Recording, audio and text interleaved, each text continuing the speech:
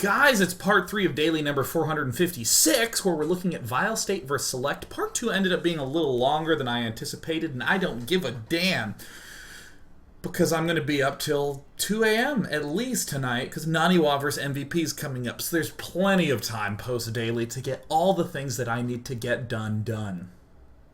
And I particularly liked how we got the chance to see, from each player's vision perspective, how the army movements related to our expanding and related to our attacking. From vileState, we were gobbling up the bottom right expansions with that movement. For select, we were pushing and pulling vileState's army around with small troops, and the instant vileState made a mistake or two, we could chew up an expansion with an attack. Cool. Cool. So now State ends up doing this big push, and the game ends up becoming a little bit crazy. We have kind of a death mixture from our friend vileState, and despite the fact that Select has a smorgasbord of ghosting, he has a veritable dozen. By dozen, I mean he has 9 ghosts. Yeah, see the... Oh, God. Can I just say that few things hurt more than when you have like 15 fully charged ghosts, and then they just get totally bombed by a bunch of zealots and Templar, and you mess up an EMP twice in the same location, and then everything dies, and you're like, ugh! Select nukes his own shit. Wonderful. So, to sort of continue along, this, whoopsie daisies, this drop, it's very easy to view this as, oh, it's a desperation drop, he's losing. But still, anytime I know where my opponent's army is, I can drop, or harass, or poke and prod wherever he is not. Base is under attack. So in other words, at these expansions. So Select is fortunate enough to be able to rebuild up here in the top left. This is just one of those, I wish I had scouted it kind of moments, but Select is sort of smartly sacrificing this expansion. He's sacrificing a lot of the control here, effectively sacking this base. No way it's going to stay alive. But by lifting this, he can rally on into his main base, and this works perfectly just because he has this huge trust fund back up here. This is... It kind of seems like, oh my god, he's doing anything he can to stay alive, but in a sense, just by constantly nibbling away at these expansions again and again, this feels a lot more base tradey for vileState. vileState's like, oh my gosh, I hope I can kill off my opponent quickly enough, and Select is sort of rebuilding as quickly as humanly possible. Is going to be able to get a second army up. Our SCVs are under attack. But as I come back to the everyone cam, we see that State is kind of just locked down on one base, like 1.5 base maybe. Just trying to check for all these expansions. And this is kind of an ugly spot for vileState. He spots here, he spots here. If I'm vileState, first of all, I'm praying that he doesn't have this base up, and this is just going to suck, right? This is going to be terrible. But if this base is here, and I want to attack it, what expansion am I forced to consider? This one here on the left, because my army's moving to top left, so I better expand left. If my army's moving to top left and I try to expand right again, it's going to be really vulnerable. And likewise, Select, interestingly, is in a real awkward spot because he needs to know where his opponent's army is positioned. But he only has one command center that can scan. So Select is trying to just build these sensor towers. This is going to be like the worst time possible to try to drop. You can easily get totally screwed. I mean, hell, what if you're like all the way over here, dropping exactly as he is? This is a really dangerous time to drop. I still stick with this, because we don't really know exactly where our opponent's army is positioned. We just spent a scan and saw like a Templar, and this is going to be really risky to end up just running right into something. I don't mind parking stuff over here, but if we're trying to, like, aggressively dive in there and commit to an attack, it can be really... Ugh. I mean, even come to the Select cam as he's starting to work his way around. We're pretty sure an army's here. We can't really get a scan. We kind of saw it a second ago. This army has to be super careful. If there's like any number of units here... Oh yeah, there we go. If there's any number of units here, we just suddenly are just going to dump away a bunch of units. Thank God those medevacs didn't have full energy. Base is under attack. And it's kind of interesting, because, you know, in part number 2 we were talking a little bit about, you know, State is, you know, we can see where State's army is. State's identifying where Select's army is and trying to get in the way and cut and defend and all this jazz. And whenever Select saw where this army was and saw it was vulnerable, then he'd sort of poke in there for a drop. But with no vision, a lot of units were able to pop nearby real fast. And upon every failed drop, we've seen State make a push. Boom, big push. And also this push finally nicely defends an expansion down here at the bottom right. We can see the connecting line. If you just draw a line out from where the retreat and reinforce path is, I know Protoss warps in and they just sort of circumvent all that, but still, if you just draw a line, whatever side his army is on, you don't expand to that side, you expand to the other side. You just always draw a big cord falling out of the base. This is why tank lines are so important horizontally, vertically, and why, you know, when State was over here, I drew a line like this in my head, and I'm like, okay, that expansion's the only one that's truly safe. So Select basically is forced to sack this. Totally. He just has to give it up. State got right in the way. And the whole main basically goes hasta luego, hasta la pasta. I don't speak any language other than bad English. So an engagement happens that's kind of tradey, kind of. Sort of, kind of. I mean, neither player really has an economy. Zealot, Archon, Colossus, always an effective mixture. Can't get away with too much dropping at this point in time. But this is a really cool finish. I really like this game thus far. A lot of the commentary, it's kind of hard to just continue to be like, okay, now let's just try to stay calm and objective, because at this point in time, this is just totally sweet. But, okay, here's something, again, interesting to talk about. Up to this point in the game, or at this point in the game, let me pull back, pulling back. Wow, I'm actually going to have to pull back probably a full minute. Yes, right here. Okay, cool. Right up to this battle. We can make Ghosts, we can make Vikings, we can make Marian Marauder Medevac, we can build everything that we want to build. What are our goals at this point in time? Where is our edge? It's no longer with some sort of clever timing push. So Select once again wants to gobble up control of the center. He leads with a small army. This is wonderful, wonderful news. Want to be careful not to lose our Marauders. Our Ghosts don't end up working very well. Our drop stops working. And now, remember earlier where I was kind of like, ugh, this could be a potentially yucky position to drop. Now, this is a much better position to do a drop. We have vision of the center. We know at the very least, if he's defending a drop, he's going to have to cut along this kind of narrow passageway in the middle. And we've locked down all his vision control of the center. And if he tries to pop out to the center, this is why the control of the watchtower is so key. When we had control of the center, if we had some medevacs right here, the instant we see this army move out, we know that those medevacs are going to be relatively good to go. Kind of moving out. Do we have a nuke ready? Is there a nuke? Is there a nuke-a-duke? No, there's no nuke. That's so disappointing. Oh, there is a nuke. Oh, that's totally kick-ass. So yeah, this drop kind of similar to the medevac drops that we were seeing last time. We just saw this army in the central position, and we were able to do this sort of thing. But this is still one of these things that I don't think a lot of Terrans do enough, is these sort of well-timed nuke plays. And it is as straightforward as get your opponent's army out of position, moving forward, getting into position, pulling back to draw this army back, and then nuking. Super suave. This is where State's realizing that there's some free buildings, and they can just go kill those off. There's a marginal risk to this just because a bunch of Marine Marauder can dash up here and kill this off, but this is why State was happy to have control of that watchtower for a second.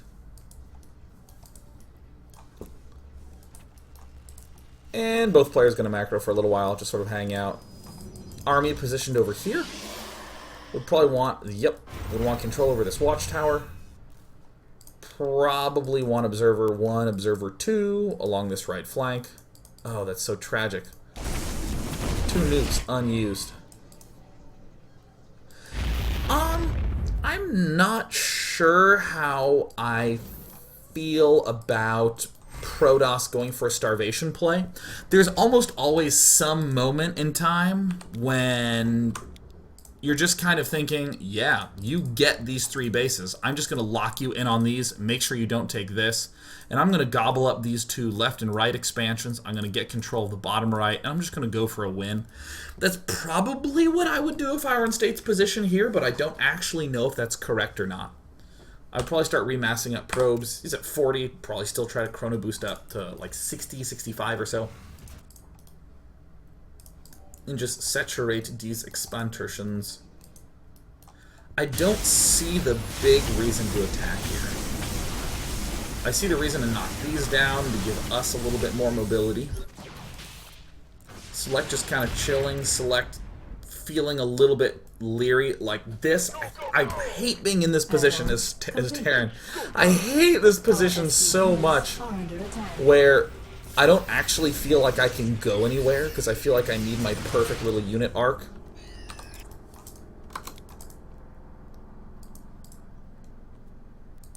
But in State's spot, as long as he has control of this watchtower and some presence in the middle with some units here at the right, like even the usual, like Templar here, cannons, cannons.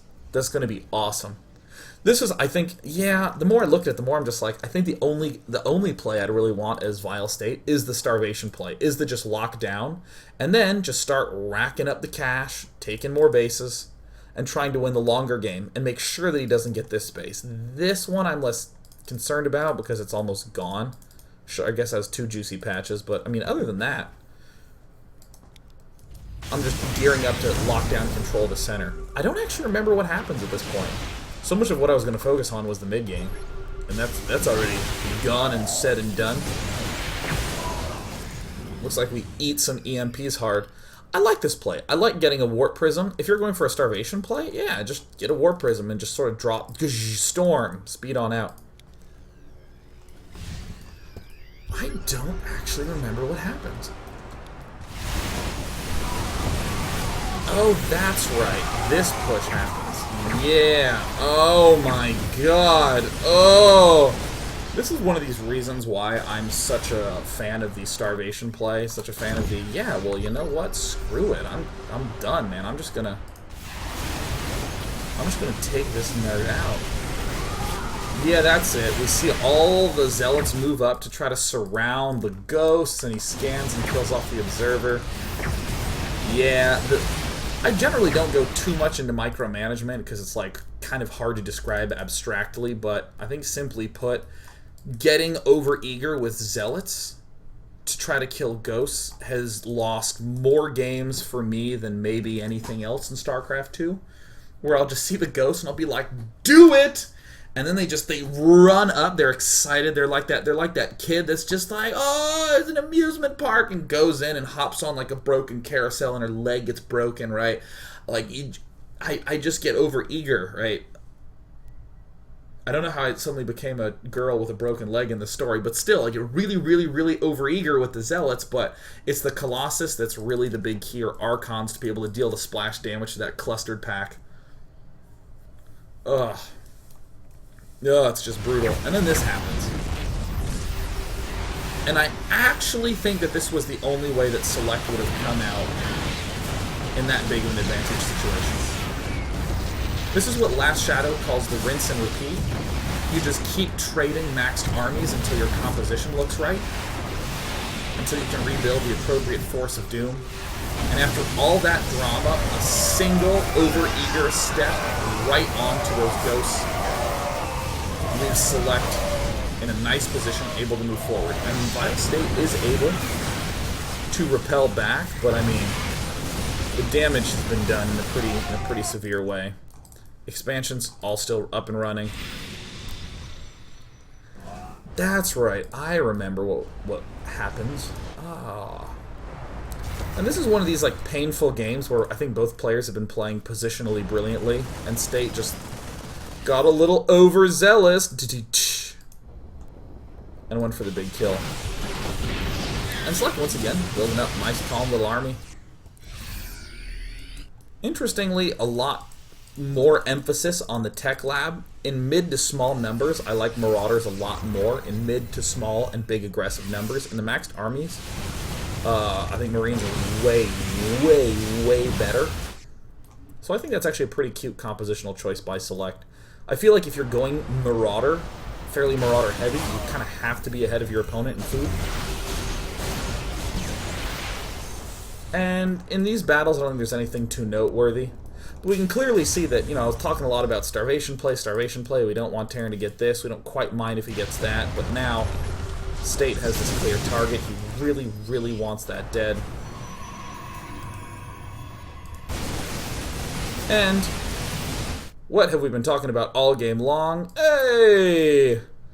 We move our army forward. I'm actually going to come back and just show it. Yeah, we have this army that we're moving forward. Going to the select cam. Are the medevacs? Where are those medevacs? Did they come out in mid? Aha, there they are.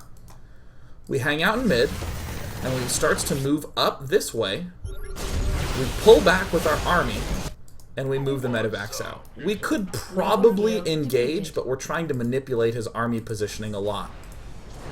Okay, well, wait a minute. He didn't follow us. All right, let's move back out. And there's the scan. Okay, pull back. Good. Come on. Come on, Protoss. Gotcha. Bam. Got him. And of course, the bigger the drop, the less you need to drastically pull them back. But of course, the much more defensive you need to play because you have less units. And engaging in a nice, small, tiny, narrow alleyway, Select takes out the expansions, continues to note that these things are out of position, and as a result, continues to push aggressively with the drops. Yeah, I think... Cool. Cool. Yeah. And you know, I feel like I'm being a little bit, I almost want to say callous, by going, yeah, you know, just pulling the army back and going for the drops. I'm making it sound a little too easy and obvious, and that's kind of stupid of me to do that, because it's actually really hard to play with this sort of careful management of these extra places at once. So I never want to emphasize that the execution is easy. That's kind of like me saying, oh yeah, look at that. Whole bunch of banelings coming at that Marine Marauder. Easy, you just split him like Marine King Prime. Look at him split. Splitty, splittity, split. Lookity, lickety, split, right? That's kind of dumb. So, that said, the statement and the understanding, or the broad idea is pretty clear to state, but it gets applied differently in every single situation. Just slightly differently. And if you just have a little bit more awareness of that in any game, it's going to help so much. Something as simple as this moment right here. Oopsie daisies. Yeah. Something as simple as this. Protoss moves his army to the right as he expands below, instead of having the army at the left and then attacking up. A little thing like that will actually bump you up a league if you're just doing basic things like that. I think probably the primary difference between like a... well, the primary difference between like any sort of really good Grandmaster or GSL Codes player and like Master level Terran and Protoss and Zerg players is that... Freaking hair. Is the fact that, you know, a Master Terran and a Grandmaster Terran, they're both dropping, but the Grandmaster knows exactly why and aligns his timing with that. The Master just sort of does it. Just kind of goes through the motions, you know. I mean, it's kind of like if you show up to the date with like a rose and chocolates. That's great. but make sure she's not on Christmas break because you actually need her to be home. It's about the timing. Thank God for his analogies. He gets it. Things like this. So, yeah, just talked a lot about positioning. And all that good stuff. You can't just go through the motions. So, it was kind of like a little mid-level game. Statements going on through, and I'd be happy to take any more details if you would like his questions. Kind of went on a little bit longer. It was a little bit longer of a game. Perhaps belabored points a pinch, but we love belaboring.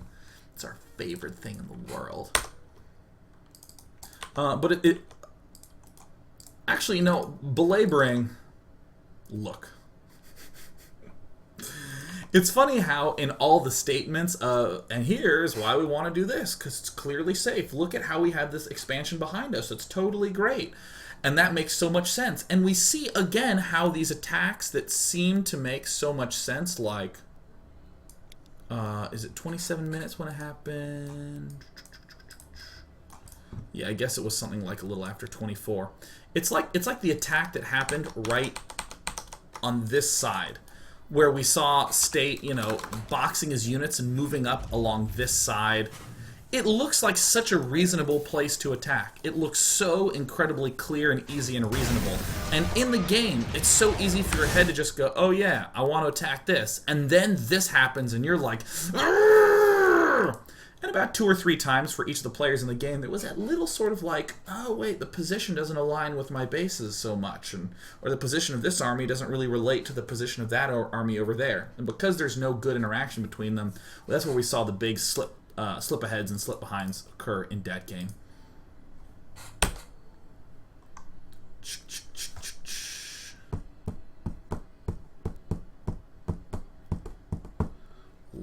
Let us take questions. Taking questions. Taking the question. Ouch, that hurt. No one asking anything about the game. In Magic the Gathering, what is your favorite color / combo of colors, or which do you play the most? I will actually just ask the chat what you think my favorite color is. I think it's clear what my favorite color is in Magic the Gathering. Hell, I might not even take questions about StarCraft 2 today. Let's just talk about Magic. That game's awesome. People, wow. Whoa. Everyone thinks blue. Wow. Black is far and away my favorite. Black and green. But black by a probably tremendous margin. Blue is my least favorite, far and away. I just don't like, I drew another card. Look at me, I have all these cards. I want you to discard. I don't want you to have anything. I like good old black. Love black. I just like making people discard. I just thoroughly enjoy that. I mean, if I'm playing Dominion, I'll buy like 6 tortures in my deck. I love making people discard. Alright, Teed game. Yes, day 9. The concept of positioning discussed in this game, can it be applied to any matchup? Absolutely. I'll actually go through some other examples. Yeah. So, for instance, Terran versus Zerg. We occasionally discuss this in the daily, but let's just do it right now. There's not a lot of clear attack timings in Terran vs. Zerg from the Terran side of things. Sure, maybe when our upgrades finish up, we can do some pushes, but it's not as consistent. It depends a lot on where his Mutalisks are positioned. So, let's say you know his Mutalisks are up here in the top right, because they just sort of moved into your base, so they just sort of fluttered away. If you see Mutalisks up here, you can do a drop down like this to an opposite corner of the map. Now what? Zerg can't defend the drop with the Mutalisks because they're up here. So this drop, how does Zerg defend? Very logically by sending all his Zerglings. What does that mean? There's nothing in the middle of the map. Now you can move your army to the middle of the map. Cool, we're now doing a really fast push. A lot of Terran players will just kind of send a drop and it'll get killed by Mutalisks and they'll just be like, oh, God, this matchup's bullshit. Just look at where the Mutalisks are and drop in not that location. And then the Zerglings have to go there. Yeah, yeah, great. We've just solved the matchup. And it's one of those things that it like sounds so obvious to just state like that, but once you state it like a lot, and you're in every game, and you're saying, in this game, I'm waiting for his Mutalisk to be in a bad position. So, you know, if you're on Antigua Shipyard and you're here, and his Mutalisk are coming in, and you see him move this way, then you just load up from your army and cut in. It works out really, really nicely. Zerg versus Terran, a similar way from the Zerg. You harass the Mutalisk, you see his army snake in, you can do counterattacks with Zerglings. His army moves out to do the push, you do a counterattack with Zerglings. How great is it to not have that drop to worry about?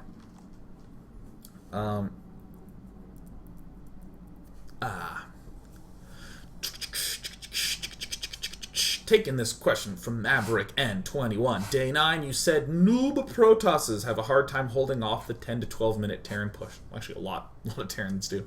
Or a lot of Protosses do. How would we hold that off better? I think the big thing is just having a comfortable army split, where you leave most of your Sentry and Immortal at the front, and a lot of your Stalkers at the back. And it's actually okay, if you have that mix, to leave gateways idle. And then when you see the drop, or when you see him move out, you just make sure that your Stalkers are in a good position. And then whenever he comes into attack, you just warp in wherever there's more units. Generally, you don't need to warp in at the front if you just have good force fields. But it's that splitting of the units and knowing why they're split. You force field at the front because you just want to be able to hold off direct assaults in controlled spaces. And you have Stalkers at the back because you need to shoot down the medevacs that can drop anywhere. Yeah, let's take one more question.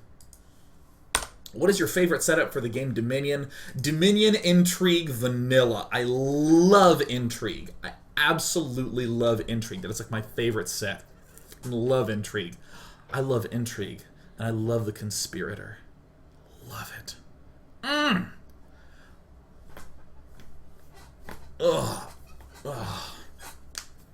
That's going to wrap up the Day 9 Daily. See you tomorrow for some Last Shadow study games, or Thursday, but probably going to be Wednesday,